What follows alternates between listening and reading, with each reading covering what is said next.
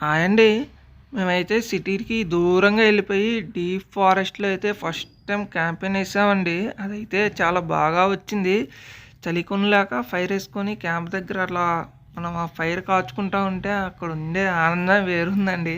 అడంతా బాగా ఎంజాయ్ చేసాము.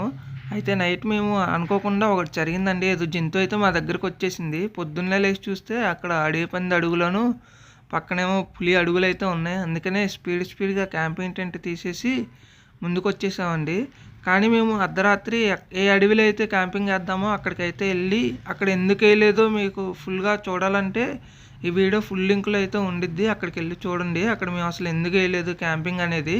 మా పక్కనే ఒక చెరువయితే ఉందండి.